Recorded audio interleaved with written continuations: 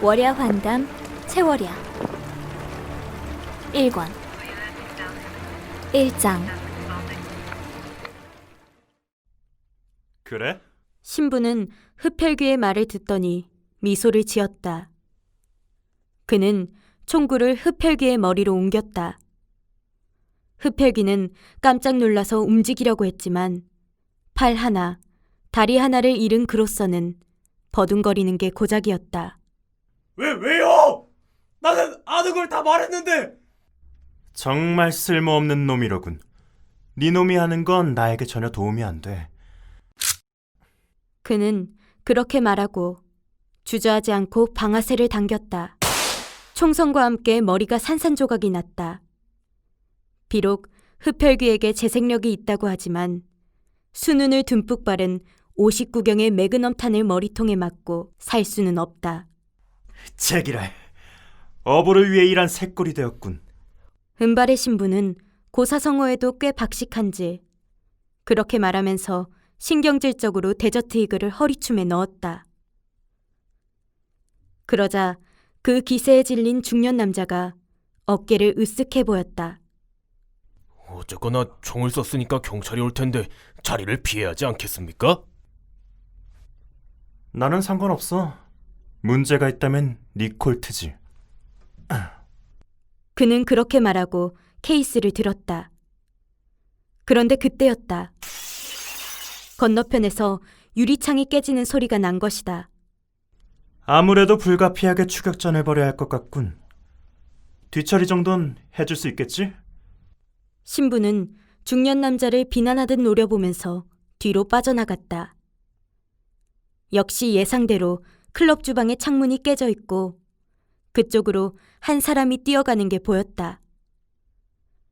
신부는 권총을 빼들자마자 재빠르게 방아쇠를 당겼다. 조용하다고는 못할 거리이지만 총성은 그 소음 중 단연 으뜸이었다. 열심히 달려가던 흡혈귀는 총성과 함께 휘청거렸다. 등을 통해서 폐와 간장을 찍고 지나간 총탄은 보통 사람이라면 10번은 죽고도 남을 위중한 상처를 만들었다. 그리고 이 신부가 사용한 수는 할로우탄은 흡혈귀에게도 충분히 위협적이었다. 하지만 흡혈귀는 이를 악물고 몸을 움직였다. 폐가 전부 파헤쳐지고 간장과 췌장, 위장이 통째로 사라졌어도 흡혈귀들은 움직이고 있었다. 젠장. 일이 복잡해지는군. 신부는 총을 거두며 혀를 찼다. 깊은 밤, 몇몇 폭주족들이 도로를 따라서 신나게 달려오고 있었다. 카울에는 싸구려 램프를 잔뜩 쳐박았고 뒤에는 흔히 똥불이라고 부르는 주먹만한 램프를 단 폭주족들이 대부분으로 그들이 함께 스로틀을 열고 달려오는 소리는 정말 천군만마 같았다. 물론 머플러의 드릴로 구멍을 뚫거나 캡을 벗겨서 혹은 머플러 자체를 교체해서 소리는 우렁차지만 사실 엔진은 전부 다 125cc 수준에 제대로 튠업된 것은 없었다. 하지만 리더는 꽤 육중한 발칸을 타고 있었는데 그의 나이는 많아도 20대 초반 정도로밖에 보이지 않았다. 야호! 그때 선두에 달리던 폭주족 한 명이 핸들에서 손을 놓고 팔을 휘둘렀다. 그러자 다른 이들도 전부 다 그 행동을 따라했다. 경박한 경적이 울려 퍼지며 징그러울 정도로 주위를 어지럽게 했다.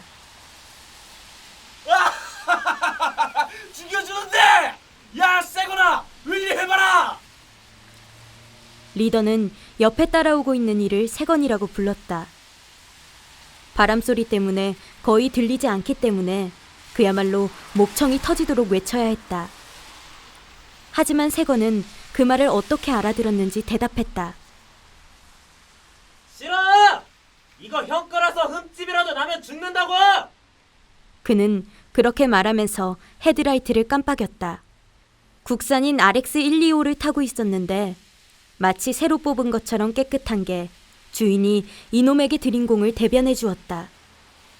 겉보기로 불법 개조라고 할 만한 것은 하나도 안 붙어 있지만 서스펜션부터 시작해서 타이어, 실린더, 필터, 플러그 등 실제 기능 위주로 풀 튠업이 되어 있었다. 나 참, 내가 뭐하고 있는 거지? 세건은 그렇게 생각하면서 엑셀을 쥐었다. 그리고 단숨에 엑셀을 당기면서 전륜을 들었다. 윌리야 흔하게 하는 기술들이지만 시속 100km를 넘은 상태에서, 그것도 방금 전까지 내리던 비로 젖어있는 도로에서 하는 건 위험하다. 하지만 세건이 먼저 윌리를 하자 다들 따라서 윌리를 하기 시작했다. 빗물과 속도가 두려워서 윌리를 하지 않은 이들은 금방 집단 내에서 따돌림을 당하게 된다. 모여서 다 같이 죽자는 것도 아닐 텐데 그런 하찮은 이유로 위험천만한 스턴트를 해야 하다니. 그래서 집단이란 게 무서운 것이다. 그런데 그때였다. 코너에 숨어서 기다리고 있던 경찰들이 나타났다. 폭주적 단속기간이라 그런지 전부 다 풀 튠업된 개조 차량이나 할리 데이비슨 FXST로 완전 무장한 경찰들은 장비부터가 달랐다. 모두 멈춰 세워라! 죽고 싶냐? 경찰에서 확성기를 든 경찰 한 명이 짜증이 잔뜩 묻어나는 목소리로 그렇게 외쳤다. 애들이 달리다 죽을 걸 염려하는 건지 자기가 직접 죽여주겠다는 건지 감히 와닿지 않는 말투였다. 짭새다! 씨발 좋댔다! 폭주족들 사이에서 절망적인 외침이 터져나왔다. 리더는 심각한 표정으로 뒤를 돌아보았다. 물론 다들 멈출 생각은 없는 것 같았다. 세건은 그런 이들을 보고 혀를 찼다. 아직 고등학생이고 무면허인데다 형의 오토바이를 끌고 나온 세건이야. 잡힐 경우 보통 심각한 문제가 아니니 도주를 시도하는 게 낫지만 폭주족 사망의 가장 원인 중 하나가 경찰에게서의 도주행위 아닌가. 에라 모르겠다. 잡히는 것보다 낫지. 세건은 그렇게 외치고 길 옆으로 돌았다.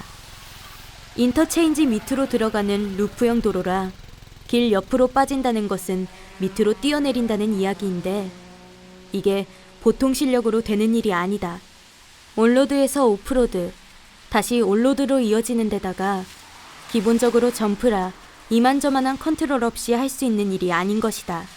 그러나 세건은 마치 스턴트맨처럼 도로 옆 잡초들이 듬뿍 자란 비포장 비탈로 뛰어내리더니 빠르게 비탈을 내려가 아래쪽 길 위로 뻔뻔스럽게 올라탔다. 비탈을 아예 깎아내리며 미끄러져 내린 RX125가 아스팔트 바닥에 내려앉으며 들썩거렸다. 끔찍할 정도의 반발력이 핸들을 통해서 전해졌지만 세건은 그 반발을 앞바퀴를 드는 것으로 소화하면서 엑셀을 당겼다. 서스펜션에서 삐걱거리는 느낌이 불길하지만 일단은 이 자리를 피하는 게 최선이라고 생각한 세건은 뒤도 돌아보지 않고 앞으로 달렸다. 위에선 경찰들과 폭주족들이 서로 잡느라 난리지만 인터체인지를 건너뛴 세건은 경찰들의 포획망에서 벗어난 상태였다. 그런데 저건 뭐야? 세건은 앞에서 달려오는 미친 듯한 덤프 트럭을 보고 비명을 질렀다. 아슬아슬하게 트럭이 스치며 그 특유의 비명을 질렀다. 게다가 지나가면서 얼핏 들려온 트럭 운전사의 외침, 야 이 미친 새끼야! 뒤지고 싶냐? 등등이 들려온 거로 봐서 이곳은 일방주행 도로인 것 같았다. 아래로 내려온 것은 좋은데 하필이면 진행 방향이 반대인 역주행이라니. 게다가 밤의 트럭들은 폭주족보다 훨씬 더 무서운 존재였다. 세건은 다시 도로를 옆으로 횡단해서 지나가 인도를 향해 앞바퀴를 들어 올라서고 다시 뒷바퀴를 드는 팝업으로 턱이 높은 인도 위로 올라섰다. 밤의 도시로 주행음이 길게 이어졌다. 나트륨 등이 깜빡이면서 길을 밝히고 있는 주택가로 교복을 입은 고등학생 한 명이 오토바이를 질질 끌면서 들어오고 있었다. 경찰들을 따돌리고 여기까지 달아난 세건이었다. 그는 단독주택들이 늘어선 골목을 지나오다가 벽면에 붙어있는 차고문을 열었다. 차고라고 해도 거의 창고와 같은 곳이지만 오토바이 하나 놓는 데는 충분했다. 그는 오토바이를 내려놓고 즉시 옷과 몸가짐을 바르게 했다. 비록 학업 성적이 좋진 않지만 집안에서는 그래도 열심히 공부하는 학생이라고 알려져 있었다. 좀 몸이 힘들다고 해서 지금까지 쌓아온 이미지를 무너뜨릴 수는 없었다. 다녀왔습니다. 세건은 그렇게 말하면서 문을 열었다. 하지만 조용하다. 주위를 둘러보았다. 마당에 놓아 기르던 개도 보이지 않았다. 옛날 같으면 골목으로 다가오기만 해도 멍멍 시끄럽게 짖어댔어야 할 개가 왜 가만히 있는지 이해가 가지 않았다. 뭐지? 다들 여행이라도 갔나? 그런 것도 아닌 것 같고. 세건은 그렇게 중얼거리며 현관문을 열었다. 시간이 늦긴 했지만 자식이 돌아오기 전에 먼저 잠든 적은 한 번도 없는 어머니였다. 다녀왔습니다. 세건은 다시 그렇게 말하면서 현관으로 들어섰다. 불도 켜져 있지 않은 현관. 게다가 어딘지 모르게 이상한 공기가 느껴졌다. 마치 고등어가 썩는 듯한 악취였다. 뭐지? 이 냄새는... 세건은 그렇게 중얼거리며 현관 옆 스위치에 손을 내밀었다. 이상하게 끈적한 느낌이 들어서 손을 살펴보니 손가락 끝에 끈적거리는 피가 묻어나왔다. 꽤 식어있는데도 불구하고 마르지 않은 이 피는 분명 인간의 것과 다른 성질의 피였지만 세건은 그걸 알 수 없었다. 뭐야 이거? 형! 엄마! 아빠! 아무도 없어요? 세건은 그렇게 외치며 안을 살펴보았다. 그때 형광등이 깜빡이면서 켜졌다. 집안은 아무런 일도 없는 듯 조용하지만 바닥에 피가 떨어져 있는 게 보였다. 아무리 담이 큰 사람이라도 집에 돌아왔더니 바닥에 피가 떨어져 있으면 기가 막힐 것이다. 세건은 즉시 핸드폰을 꺼내서 112를 눌렀다. 전화를 걸었다가 아무것도 아닌 일로 밝혀진다면 후환이 두렵겠지만 벽과 바닥에 피가 뿌려져 있는데 아무 일도 아닐 리 없자는가.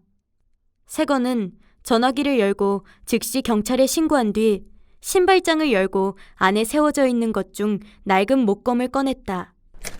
그리고 신발을 신은 채로 집안에 발을 들였다. 핏자국은 주방을 향해 나 있었다.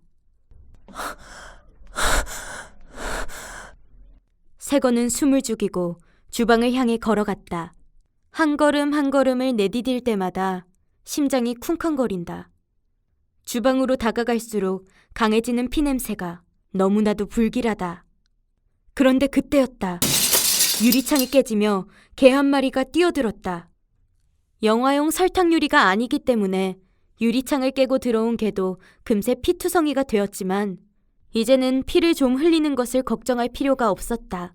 개의 몸통이 열린 채 창자가 비어져 나와 있었기 때문이다.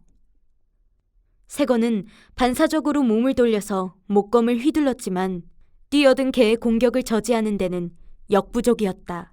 가죽 포대를 후려갈기는 듯한 느낌과 함께 목검이 소나기에서 빠져나가고 말았다. 니스치를 듬뿍 하고 마감한 목검이라 때리는 힘을 이기지 못한 것이었다.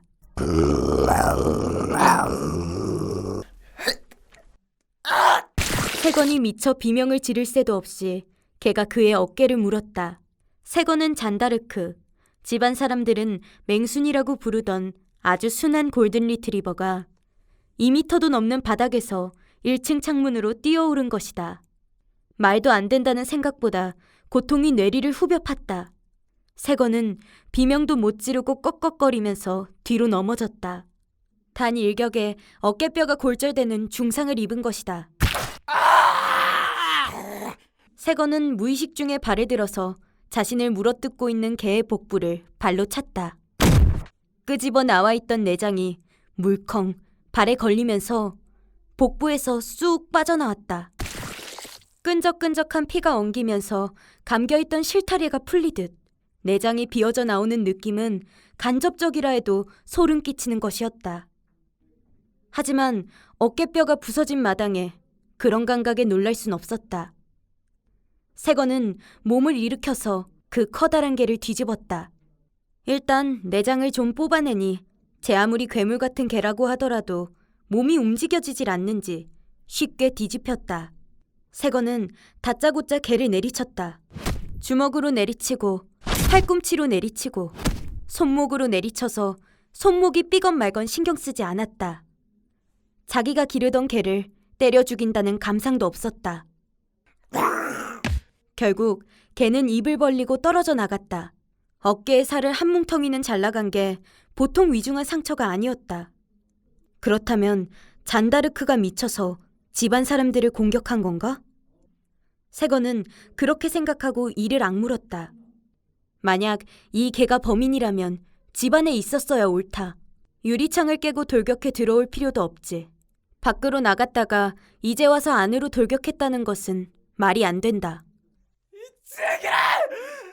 세건은 떨어진 목검을 바로 주워서 아직도 꿈틀거리는 잔다르크를 내리쳤다.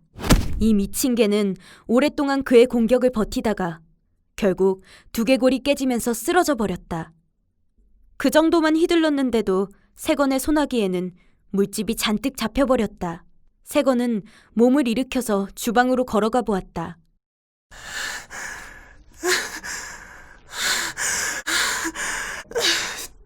역시 세건의 예상대로 주방에는 세건 어머니가 그럴듯한 시체로 변해 있었다. 목이 절반쯤 파여 있었고 안의 피는 한 방울도 없이 말라서 육체가 한없이 가벼워 보였다. 시체 안에 체액이 빨려나가서 그런지 벌써 일부분에서는 피부가 가라앉고 있었다. 세건은 부엌에서 가장 긴 식칼을 하나 꺼내서 오른손에 쥐었다. 왼손은 어깨가 부서지는 바람에 어차피 한쪽 팔밖에 쓸 수 없다. 물론 조금 있다가 경찰들이 오길 기다릴 수도 있겠지만 그 한순간 때문에 가족의 운명이 갈릴 수도 있는 것이다. 엄마는 죽었지만 나머진 아직 살아있을지도 모른다. 나머지가 다 죽었다고 하더라도 이 사태를 일으킨 원흉이 있을 것이다. 그렇지. 그렇지 않고서는 어째서 자기보다 작은 고양이에게도 맞고 들었는 잔다르크가 그럴 수가 있단 말이야?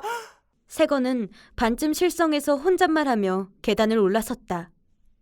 그때 문득 아버지의 수렵용 총에 생각이 미쳤다. 분명히 그것은 아버지의 서재에 있었다. 물론 단지 어머니는 광견에게 죽었을 수도 있지만 왠지 모를 확신으로 아직 뭔가가 있다는 생각이 들었다. 그래서 그는 아버지의 서재를 향해 걸어갔다. 걸어가고 말고 할 것도 없이 방문을 열자마자 형의 시체가 보였다. 세건의 형도 세건과 같은 생각을 했는지 수렴용 엽총을 든 채로 책장에 쓰러져 있었다. 배에서 엄청난 출혈이 있었는지 그의 피가 책장을 통째로 물들인 게 보였다. 세건은 입을 가로막고 터져나오는 감정을 억지로 억눌렀다. 슬퍼서 미칠 것 같은데도 지금이 얼마나 위험한 상황인지 몸이 알려주고 있기 때문이었다. 세건은 다친 손을 입에 집어넣고 억지로 깨물면서 형의 사체에서 엽총을 꺼내들었다. 수렵용으로 흔하게 쓰는 유견발 엽총은 총탄이 없었다. 지금은 수렵철도 아니기 때문에 아버지도 집에 총탄을 두지 않은 것이다. 하지만 그렇다면 형은 왜? 세건은 눈을 딱 감고 형의 주머니에 손을 넣어보았다. 역시 엽총용 총탄이 2발 들어있었다. 세건은 그걸 장전하고 복도로 다시 나왔다. 눈물 때문에 앞이 흐려 보이지만 세건은 조심스럽게 복도를 걸었다. 그는 걸어다니면서 불이란 불은 모조리 다 켰다. 경찰이 어서 오길 바라는 생각과 자신이 직접 그 녀석을 찾아내야겠다는 마음이 대치했다. 세건은 그런 마음을 억지로 누르면서 2층에 있는 자신의 방을 열었다. 순간의 일이었다. 방문에 손을 대고 막 손잡이를 돌린 그 순간 갑자기 문이 부서지면서 한 사람이 뛰쳐나온 것이다. 세건은 부서지는 문에 떠밀려 복도 위를 굴렀다. 한쪽 팔이 부러져서 손을 억지로 방아쇠에 넣고 있었는데 밀려 떨어지는 바람에 오발이 일어났다.